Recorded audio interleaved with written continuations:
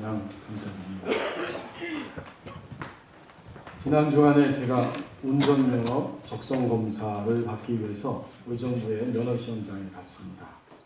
이 사람이 앞으로 계속해서 운전을 해도 되는가, 신체적으로 이상이 없는가, 이것을 검사한 다음에 다시 운전면허를 재발급받아야 됩니다. 저는 일종 보통 운전면허를 가졌기 때문에 한쪽 눈의 시력이 0.8 이상, 그리고 반대편의 시력은 0.5 이상 되어야 합니다. 왼쪽 눈을 가리고 시력 검사를 하는데 그런 대로 비교적 잘 보입니다. 1.0 정도가 나온 것 같습니다. 이제 반대편 눈을 가리고 쳐다보는데 눈이 가물가물합니다. 잘 보이지 않아요. 그분이 자꾸만 그 숫자를 낮추고 있는 것이 보입니다. 아마도 0.7 정도의 간신이 걸린 것 같습니다. 그래서 합격은 했어요. 당신 운전해도 괜찮다. 면허증을 갱신하고 가져왔습니다. 20대, 30대까지는 2.0, 1.5 눈이 괜찮았는데 점점 시간이 가면서 이제 1.0 사이를 왔다 갔다 하게 되었습니다. 이렇게 시력이 약해지는 것은 아마 저 혼자뿐만 아니라 이 자리에 계신 우리 모든 분들이 다 함께 겪고 있는 그러한 현실입니다. 우리의 몸은 이렇게 한계를 가지고 있습니다. 오늘 주신 이 사도행전 3장 2절 말씀을 보십시오. 타고난 생명은 한계를 가지고 있습니다. 나면서 못 걷게 된 이를 사람들이 매번 이는 성전에 들어가는 사람들에게 구걸하기 위하여 날마다 미문이라는 성전문에 두는 자라. 나면서부터 한 번도 걸어오지 못한 아주 불쌍한 사람입니다. 이제 그가 어떻게 하면 살 수 있을까? 사람들은, 이웃들은 그를 번쩍 들어다가 예루살렘 성전의 미문이라고 하는 곳에 데려다 줍니다. 거기서 구걸하면서 그의 인생을 살아갑니다. 이 예루살렘 성전은 이방인들이 들어갈 수 있는 바깥들, 그 이방인의 뜰이 있고, 이어서 이스라엘 남자와 여성들이 들어가는 이스라엘의 뜰이 있고, 마지막 세 번째 안쪽 부분에는 제사장이 들어가는 제사장의 뜰이 있습니다. 본문에 나오는 이 2절의 미문, 이 문은 이방인의 뜰과 이스라엘 뜰을 가로지르는 경계, 바로 그 단위입니다. 거기에는 9개의 문이 있는데 그 가운데 많은 사람들이, 가장 많은 사람들이 드나드는 문이 바로 이 미문입니다.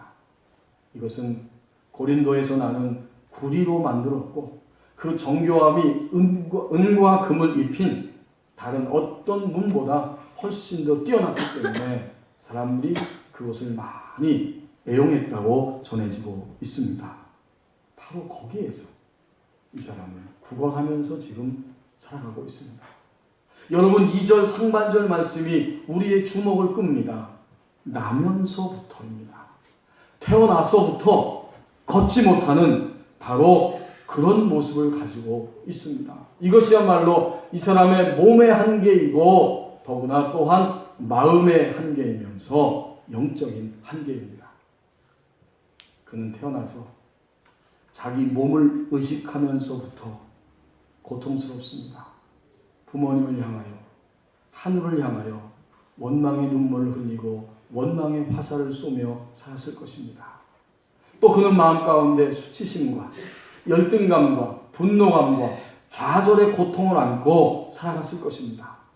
이제 성전문에 앉아서 하나님 안에 있지만, 하나님이 계시는 그 공간 안에 있지만 한 번도 성전 안으로 들어가서 예배한 일이 없고, 수많은 사람들이 하나님께 예배하고 제사하기 위해서 드나드는 것을 보았지만 자신은 결코 하나님을 찾거나 만나지는 못합니다.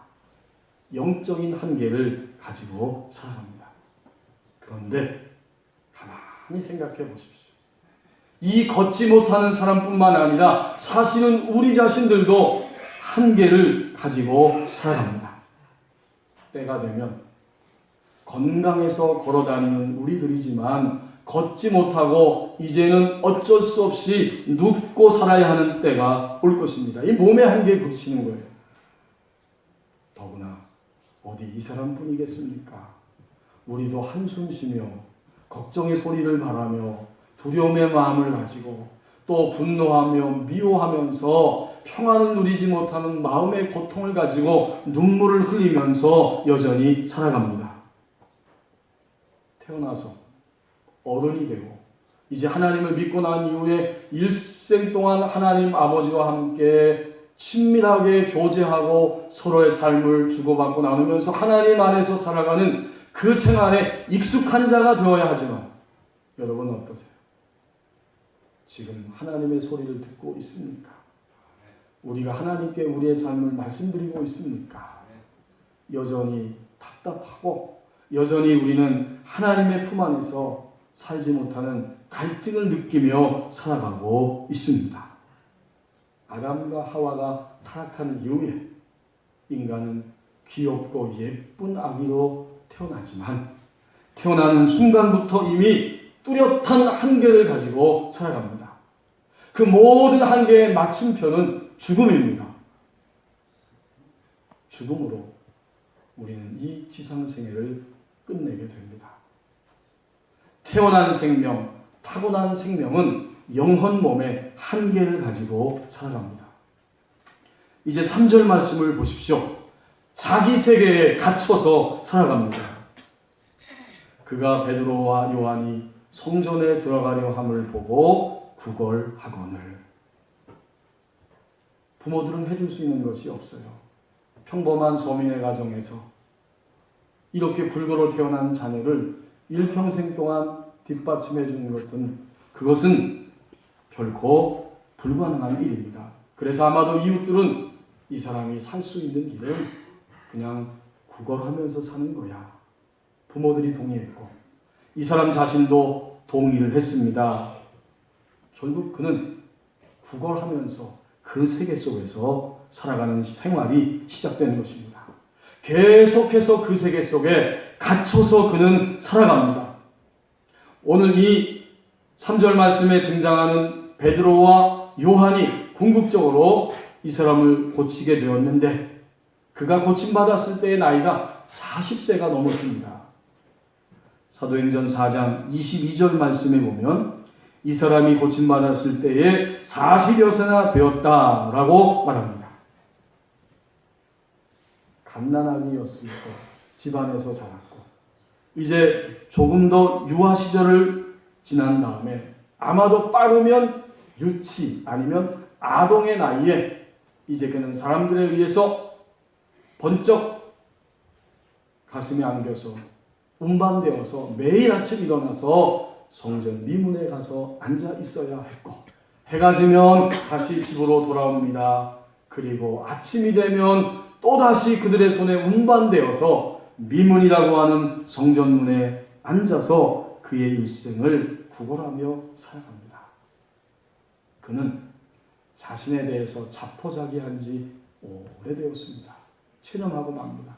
내가 살 수 있는 길, 내가 이 땅을 떠날 때까지 살아갈 수 있는 유일한 방법은 여기 이 문 앞에서 여기에 앉아서 구걸하며 살아가는 것 외에는 방법이 없다. 이것이 그의 생각이고 그의 부모들과 그를 바라보는 모든 이웃들의 아주 합리적이고 타당한 결론입니다. 그날 아침도 아침부터 거기에 앉아 있는데 오후 3시쯤 되어서 이 제9시라는 것은 오후 3시죠. 어떤 2명의 남자가 성전에 들어가면서 하나님을 예배하기 위해서 막 앞으로 다가오고 있습니다. 이제 그는 아주 익숙한 모습으로 손을 벌려서 그들에게 돈을 달라고 구걸합니다. 자기 세계에 갇혀서 살아갑니다. 오늘 내 질병, 이 육체의 한계를 뛰어넘을 수 있는 가능성, 그것은 부모도 이웃도 더더욱 이 사람 자신도 도무지 상상할 수 없는 엄청난 일입니다. 아예 이 생각 속에 그런 일은 없습니다. 그는 이제 일평생 동안 자기 생각에 갇혀서 살아가야만 합니다. 어릴 때 쇠사슬에 발목이 묶여있는 코끼리는 이제 시간이 지나서 다 자라난 다음에 그 쇠사슬을 끊어낼 수 있는 능력이 있음에도 불구하고 결코 쇠사슬을 끊을 수 없다고 합니다. 어렸을 때 쇠사슬을 끊어보려고 했지만 실패했던 기억이 그 코끼리의 몸과 마음을 붙잡고 있기 때문이라고 합니다. 이렇게 충분히 피할 수 있고 이길 수 있는 능력이 있음에도 불구하고 먼저 겁을 먹고 먼저 포기해서 끊임없이 무기력과 패배에 붙들려 사는 것을 심리적 용어로 학습된 무기력이다 이렇게 말합니다. 이런 사람들은 더 이상 뭔가를 내가 해보려고 하는 의욕이나 생각을 갖지를 못합니다. 그래서 전문가들은 이렇게 충고합니다. 이런 사람들에게는 아주 작은 것부터 시도하고 성취하고 성공하는 경험이 필요하다. 그래서 여행을 떠나보라는 거예요. 여행을 한 번도 해보지 않은 사람이 해외여행을 간다는 것은 상상할 수 없어요. 일단은 자기 친한 사람과 함께 자기가 알고 있는 가장 가까운 곳, 가보지 않은 곳을 같이 가라고 조언합니다. 그렇게 한 번, 두 번 가까운 곳을 여행하면 여행이 이렇게 좋은 거구나. 그리고 여행 가면 이렇게 좋은 것들이 많고 나도 이제 갈 수 있다. 자꾸 성취감을 얻고 그 다음부터는 혼자 가까운 곳도 가고 마침내 이제는 내가 혼자서 나도 한번 해외여행을 도전할 수 있겠다. 이런 용기가 생기는 겁니다. 점점 더 새로운 세계를 향해서 도전하는 것이 쉬워집니다. 왜냐하면 무기력이 학습되는 것처럼 도전도 학습이 되기 때문입니다. 오늘 혹시 예배하는 이야기 하나님을 믿으면서도 나 자신 안에 학습된 무기력은 없습니까? 나의 이 문제는 어쩔 수 없다. 내가 가지고 있는 이것만큼은 주님의 말씀대로 지킬 수는 없어. 라고 자기 생각에 빠져서 거기에 갇혀서 살고 있는 부분은 없습니까? 하나님을 믿으면서도 우리는 여전히 나만이 알고 있는 부분에 그러나 아주 치명적으로 바로 그것 때문에 자기 세계에 갇혀서 살아갑니다. 이제 4절, 5절 말씀 그리고 1절 말씀을 보십시오. 부활신앙은 사람에 대하여 새로운 시야를 갖는다고 말씀합니다. 이 베드로와 요한은 주님의 부활을 목격했고 또 주님의 부활에 대해서 확신을 가진 제자들입니다. 앞에 사도행전 2장에 보면 베드로가 많은 사람들 앞에서 설교하는 장면이 나오는데 그 핵심 주제는 너희들이 못 박아 죽인 예수를 하나님이 살리셨고 우리는 이 일의 증인이다. 이것이 설교의 내용이었습니다. 여러분 2장 22절부터 24절을 보십시오. 이스라엘 사람들아 이 말을 들으라. 너희도 아는 바와 같이 하나님께서 나사렛 예수로 큰 권능과 기사와 표적을 너희 가운데서 베푸사 너희 앞에서 그를 증언하셨느니라. 그가 하나님께서 정하신 뜻과 미리 아신 대로 내준 바 되었거늘 너희가 법 없는 자들의 손을 빌려 못 박아 죽였으나 하나님께서 그를 사망의 고통에서 풀어 살리셨으니 이는 그가 사망에 매여 있을 수 없음이라. 이제 32절 그리고 36절을 보십시오. 이 예수를 하나님이 살리신지라 우리가 다 이 일의 증인이로다. 36절 내가 내 원수로 36절 그런즉 이스라엘 온 집은 확실히 알지니 너희가 십자가에 못 박은 이 예수를 하나님이 주와 그리스도가 되게 하셨느니라 하니라. 그들은 이제 부활신앙의 빛 하에서 확신을 가지고 주님과의 교통 가운데 인생을 살아가고 있습니다. 결코 주님을 놓치지 않는 복된 인생이 되었습니다. 그래서 3장 1절 말씀을 보시면 제9시 기도 시간에 베드로와 요한이 성전에 올라갈세라고 말씀하고 있습니다. 마가의 다락방에서 기도할 수도 있고 회당에서 기도할 수도 있고 자기의 집에서도 기도할 수 있지만 하나님이 임재해 계신다고 하는 그 사실을 분명히 믿을 수 있는 그 당시에 예루살렘 성전에 그들은 일정한 시간에 올라갑니다. 9시 곧 우리 시간으로 하면 오후 3시에 하나님이 임재하시는 그 성전으로 올라가 기도합니다. 수시로 기도하고 또 일정한 시간을 정해놓고 기도하면서 주님과의 교통 가운데 사는 것이 우리 그리스도인들의 축복된 일생입니다. 부활하신 주님은 어디에 계십니까? 우리가 오늘 부활주의를 기념하면서 지킵니다. 부활하신 이 주님은 도대체 어디 가서 만날 수 있습니까? 주님은 모든 곳에 계십니다.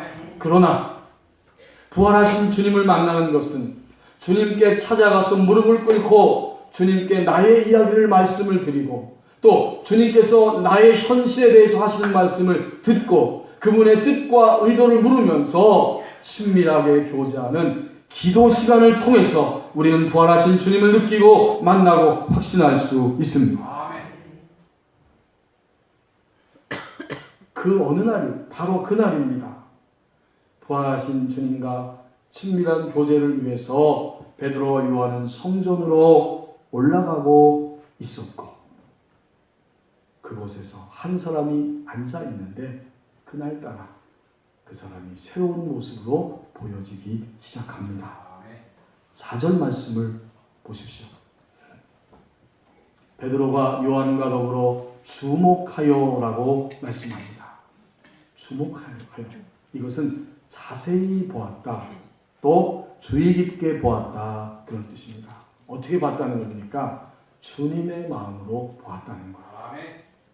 평상시에는 그저 쓱쓱쓱 지나갈 수 있었는데 그날따라 주님의 마음으로 그 사람이 새롭게 보입니다. 아, 저 나면서부터 걷지 못한 저 사람 태어났을 때 잠시 시간이 지나고 난 이후에 얼마나 고통스러웠을까. 그의 부모는 자기의 자녀를 보면서 얼마나 가슴을 치며 눈물을 흘렸을까. 시간이 더 지나서 그는 자신의 인생에 대해서 포기하였을 것이다. 어쩌면 자살을 생각할 수도 있고 우울증에 붙들렸을 수도 있고 많은 사람들한테 손가락질을 받으면서 자기 수치심을 가지고 지금까지 40이 넘도록 자신의 인생을 살아갔구나.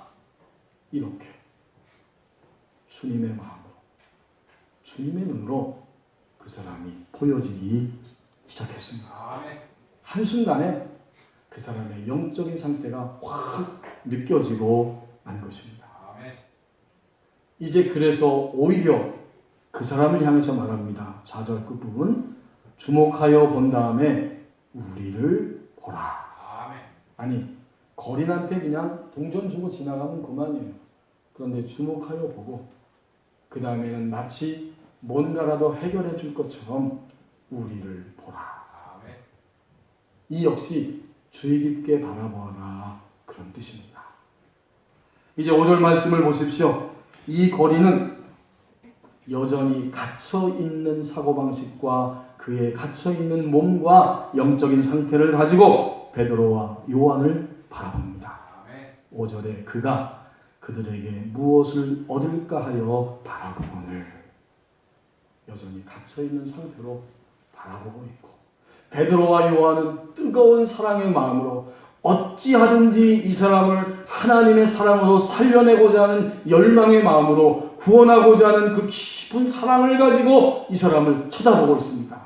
서로 바라보기는 하는데 속은 다른 거예요. 한 사람은 내가 좀 더 큰 돈을 얻을 수 있을까 하여 바라보고 있고 또 한쪽에서는 어찌하든지 이 사람의 마음을 준비시켜서 부활하신 주님의 능력으로 구원해내고 살려낼 수 있을까 이 간절한 열망을 가지고 그 거린을 쳐다보고 있었습니다. 지난주에 새벽기도 시간에 화요일 아침 제가 딱 나왔는데 오랫동안 우리 교회 옆에 식당 아시죠? 부대찌개 고 식당 아시잖아요. 아마 제가 여기 교회 올 때도 있었으니까 그 훨씬 전부터 있었을 거예요. 그 문 앞에 그 새벽에 기중이라고 딱 서 있습니다. 누가 돌아가셨구나. 금방 알 수 있었어요. 그 주인장 되시는 아저씨가 돌아가신 겁니다. 저는 종종 그 장면이 떠오릅니다. 이제 몸을 더 이상 쓸 수 없으니까 가게 앞에 의자를 놓고 거기 터 앉아가지고 지나가는 사람들을 이렇게 쳐다봅니다. 저도 계속 인사했고 같이 인사했어요. 그리고 제가 분명히 기억하기로는 한 2번 정도는 말씀을 드렸어요. 이제 교회 좀 나오시죠. 교회 좀 나오시죠. 그냥 네 이러고 마십니다. 몇 년 전에 그 아들이 있는데 큰 아들이 또 먼저 세상을 떠났어요. 그래서 우리 이웃이니까 너무 가슴이 아파서 교회에서 함께 조문한 기억이 있습니다. 이번에는 그 아버지, 그분의 차례였습니다. 듣기에는 당뇨병을 오랫동안 앓았고 그것으로 합병증이 와서 몸이 점점 이제 꺼져가고 있는데 그럼에도 불구하고 안타깝게 이 담배를 놓지를 못하셔서 더 많이 아픔을 느꼈다고 합니다. 보는 사람들이.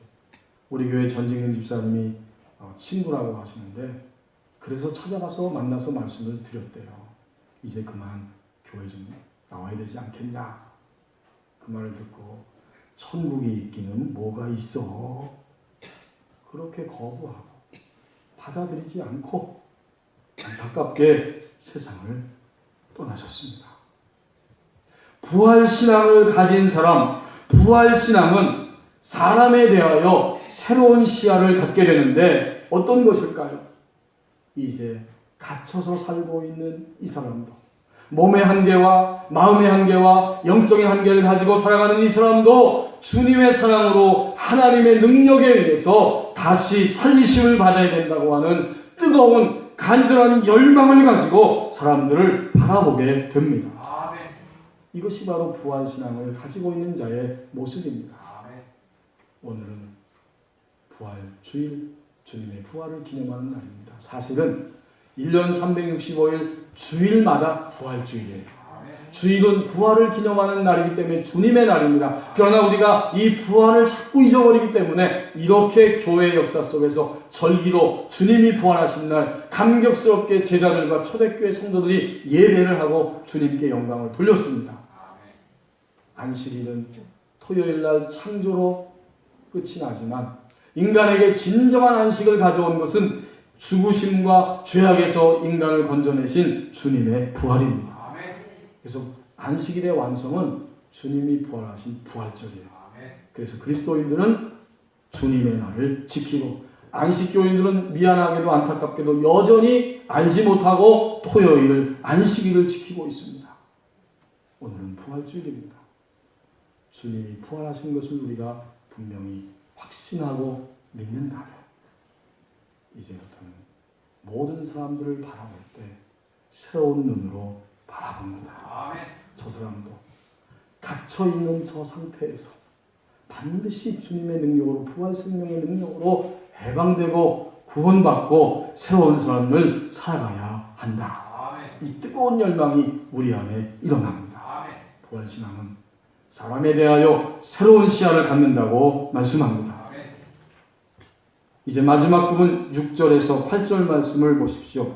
죽음의 세력을 이기는 체험 가운데 살아간다고 말씀합니다. 아멘. 이 베드로와 요한이 뜨거운 열망을 가지고 이 속사람의 그 불타는 사랑의 마음을 가지고 담대하게 선포합니다. 명령합니다. 6절 말씀에 베드로가 이르되 은과 금은 내게 없거니와 내게 있는 이것을 내게 주노니 나사렛 예수 그리스도의 이름으로 일어나 걸으라. 인간의 몸을 입고 나사렛 동네에서 사셨고 이제 죽으시고 부활하신 바로 그 주 예수 그리스도의 이름으로 명하노니 일어나서 걸으라. 7절에 보면 예수님이 생전에 하셨던 것처럼 터치합니다. 손을 내밀어서 그 사람을 만지는 거죠. 오른손을 잡아 일으키니 발과 발목이 곧 힘을 얻습니다. 8절에 보면 뛰어 섰습니다. 그리고 걸으면서 하나님의 성전으로 들어갑니다. 걷기도 하고 뛰기도 하면서 하나님을 찬송합니다. 죽음의 세력, 자기 한계에 갇혀있던 사람이 드디어 주님의 능력으로 해방되었습니다. 말씀 그대로 몸과 마음과 영이 전체가 새롭게 해방될 수 있었습니다. 그의 전인이 하나님의 생명을 체험하고 해방되는 놀라운 시간이었습니다. 여러분, 죽음을 이기는 이 체험은 그 본인에게도 너무나 감격스러울 뿐만 아니라 상상이 가지요? 그를 운반해서 미문의 날마다 데려다 놓았던 그 사람들도 너무나 충격을 받았고 그의 부모님들도 그 부활의 능력 앞에 감격하면서 눈물을 흘렸을 것입니다. 더욱이 세상에는 공짜가 없다는 말이 있는 것처럼 영적 세계, 신앙의 세계에도 공짜는 없어요. 오늘 하나님 앞에 통로로 쓰임받으면서 자기 세계에 갇혀있는 이 사람을 손을 잡아서 나사렛 예수 그리스도의 이름으로 일으키고 하나님의 치유를 가져왔던 베드로와 요한도 그 순간에 놀라운 영적인 공급이 일어나고 모든 사람들이 한마디로 말하면 영적 진보의 세계 속으로 들어가게 되었습니다. 이게 영적 진보예요. 내가 알고 믿는 대로 눈앞에서 모든 일들이 이루어지는 것, 영적 실제가 나타났습니다. 미국의 감리교회 목사님의 그 사모였고 또 치유사역자로 섬겼던 1982년에 이 세상을 떠나 하나님의 품에 안긴 그 아그네스 샌포드라고 하는 여사가 있습니다. 그분은 육신을 치유하는 데 은사를 받아서 항상 아픈 사람들을 위해서 중보 기도하는 삶을 살았고 그의 기도를 통해서 수많은 사람들이 치유를 받았다고 합니다. 이제 그 세계 2차 대전 때 많은 사람들이 젊은이들이 부상을 당했는데 그 부상병동 병원에 가서 사탕과 과자와 또 소식지를 카트에 싣고 다니면서 복음을 전하고 누군가 아프다고 호소하면 그를 위해서 조용히 기도해 줄 때마다 여기저기서 치유의 역사가 일어났습니다. 그곳에서 해리 골드 스미스라고 하는 유대계 청년을 만났는데 그는 전쟁에서 부상을 입어서 그의 그 다리에 있는 뼈가 3인치 정도가 사라졌다고 합니다. 이제 그는 곧 얼마 있다 다리를 절단하는 수술을 받아야 합니다. 그가 이 샌포드 여사에게 기도를 부탁했어요. 그를 붙들고 기도하였고 복음을 증거하였고 또 스스로 기도하라고 기도하는 법을 가르쳐 줍니다. 이 샌포드가 기도했을 때 놀랍게도 하나님이 역사하셔서 그 다리에 잃어버렸던 부분이 새롭게 생성이 됐는데 정확하게도 3인치가 다시 생성이 되었습니다. 이제 그는 다리를 절단할 필요가 없게 되었죠. 주님의 능력은 얼마나 놀라운지 사라진 부분도 다시 생성되게 합니다. 여러분, 이건 실제예요. 이제 이 해리는 그 자리에서 주님을 영접하고 그리스도인이 되었습니다. 이후에 그는 정신과 의사가 되기로 마음을 먹고 열심히 공부를 하고 있는데 어느 날 이 샌포드 여사에게 편지를 한 통 보냈는데 자기가 주님을 만났지만 왜 그렇게 여전히 마음속에서 끓어오르는 분노에 자주 휩싸이는지 알 수 없다고 그렇게 물음표를 던집니다. 자기가 분노가 일어날 때는 타자기를 들어서 벽에다가 집어 던지고 싶은 이런 충동이 함께 일어난다는 거예요. 그것이 한두 번이 아니라는 겁니다. 샌포드 여사는 그가 주님을 영접한 자이기 때문에 주의 깊게 생각을 했고 주님 앞에 기도했더니 주님께서 그 문제의 근원인지를 말씀해 주셨다고 합니다. 이 헬이라고 하는 젊은이가 10살 되던 해에 유대인이었는데 유대인 외에 많은 이방인들, 이 소년들이 바로 이 헬이를 때리고 자주자주 폭력을 사용하고 그에게 위협을 가했습니다. 이 사실이 바로 분노의 문제의 근원입니다. 헬이를 만나서 그 사람들을 용서해야 한다고 가르쳐 줍니다. 그는 결단했어요. 내가 용서하겠습니다. 하지만 내가 어렸을 때에 자신을 괴롭혔던 그런 마음 심정이 되지를 않습니다. 그래서 기도하면서 헬이가 가장 최근에 기억할 수 있는 어릴 때 심정으로 돌아가도록 기도했고 그 자리에서 예수 그리스도의 이름으로 그들을 용서하겠다고 선포하고 용서할 수 있도록 함께 기도를 드립니다. 드디어 그는 아주 효과적으로 치유되었습니다. 해리에 설명할 수 없었던 분노가 영원히 사라지게 되었습니다. 이 사건을 보십시오. 몸의 치유가 일어났습니다. 또 그의 정신의 치유가 일어났습니다. 더 나아가서 하나님의 깊은 사랑을 더 알 수 있는 영적인 치유가 일어났습니다. 죽음의 세력을 이기는 예수님의 부활은 과거의 사건이지만 동시에 주님을 믿는 우리에게는 언제나 지금 여기서 일어나는 현재적인 사건입니다. 장신대에서 조직신학을 가리키는 신학자 김명룡 교수는 그래서 그리스도인의 부활을 아주 선명하게 세 가지로 잘 구분해서 설명을 하고 있습니다. 그리스도인들이 언제 부활하느냐? 첫째로 그것은 당연히 예수님이 재림에 오실 때에 부활이 일어납니다.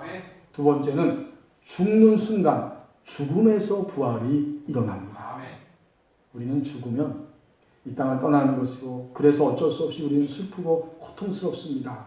그리고 죽으면 그냥 천국에 간다 하는 믿음만을 분명히 가지고 있습니다. 옳습니다. 하지만 죽음에서부터 이미 부활이 일어납니다. 놀라운 그러한 이야기예요. 성경에 보면 그런 말씀들이 종종 나옵니다. 죽는 순간 부활이에요. 그러므로 여러분 오늘 우리는 앞으로 우리 자신의 죽음을 두려워하지 마십시다. 너무 두려워하지 마십시다. 또 이미 이 세상을 떠난 우리의 가족들과 부모님들을 생각할 때에도 너무 가슴 아파하지 마십시다. 우리가 슬펐지만 죽는 순간에 그는 부활에 이미 들어간 것입니다. 죽음에서 일어나는 부활. 마지막 세 번째는 당연히 현존하는 부활의 생명입니다. 에베소서 2장 6절 말씀에 보면 우리를 살리시고 함께 일으키신 다음에 하나님의 보좌에 앉히셨다라고 말하고 있습니다. 저는 어렸을 때 이 성경 말씀을 읽으면서 아니 지금 나는 여기 있는데 어떻게 하나님 보좌 우편에 앉아 있을까? 이런 의문점을 가진 적이 있었는데 여러분 우리가 이 땅에 살지만 이미 현존하는 부활 생명이 우리 몸 안에 역사하고 있습니다. 그리고 우리의 영적 신분은 이미 부활해서 주님 보좌 우편에 앉아 있습니다. 이것이 현존하는 부활 생명입니다. 그리고 우리 몸 안에 현존하고 있는 부활 생명은 언제 완성이 되고 드러나느냐? 드러나는 건 확실하네. 우리가 죽을 때 그리고 이 역사의 마지막이 완성되고 주님이 오실 때에 우리 몸 안에 숨겨져 있던 부활 생명이 그때 완전하게 드러납니다. 죽음의 세력을 이기는 체험 속에 살아간다고 말씀합니다. 모든 인간은 죽음으로 끝이 납니다. 그러나 주님이 부활하신 것처럼 주님을 믿는 우리도 부활하게 될 것입니다. 타고난 생명은 한계를 가지고 있습니다. 자기의 세계에 갇혀서 살아갑니다. 부활신앙은 사람을 대할 때 새로운 시야를 갖는다고 말씀합니다. 이제 그는 죽음의 세력을 날마다 이기는 체험 속에 살아간다고 말씀합니다.